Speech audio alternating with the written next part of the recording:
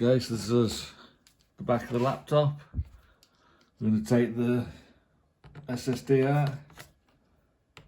So just back the screws all the way out until they're clicking. I've done it to all of them. And the back should pull off. On this one it hooks at the bottom, so just be careful, you don't want to break off any of the tabs. And then look for your drive. This one's here. So I'm going to remove that. It's just one screw.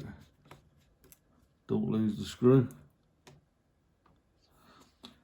A lot of people say undo the battery, which probably wouldn't be a bad idea, but this looks pretty fragile, so I'm reluctant to do it.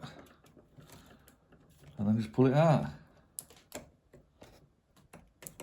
Like that. You should really be wearing an anti-static strap as well, so you don't damage anything. So this is a NVMe to USB adapter.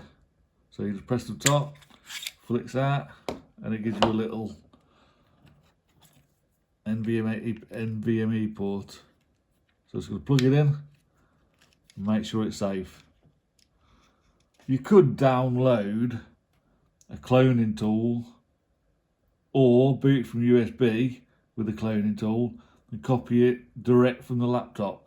But in this case, I've got to take it out and use this new adapter. So that's it, put it in the right way, click it shut. I'll put it in, and now I can connect it USB to any computer.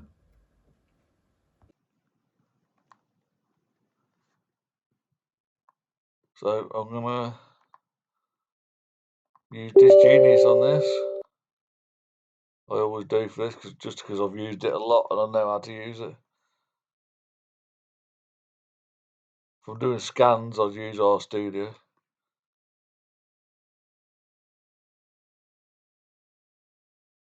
So it's the Samsung.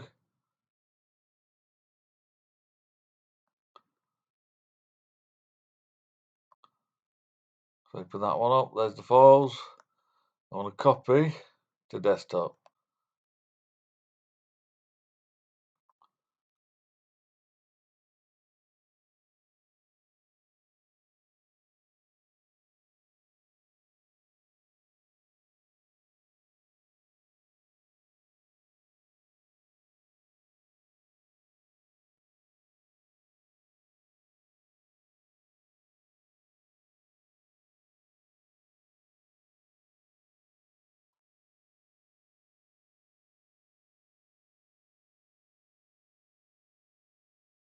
So it's saying 1 minute remaining.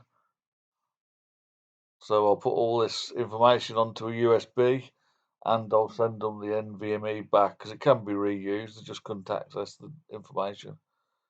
But I know that the data is safe and I know that the SSD is safe. So I'll get paid. Anyway, it's doing a lot of stuff, so I'm going to end it. You get the point.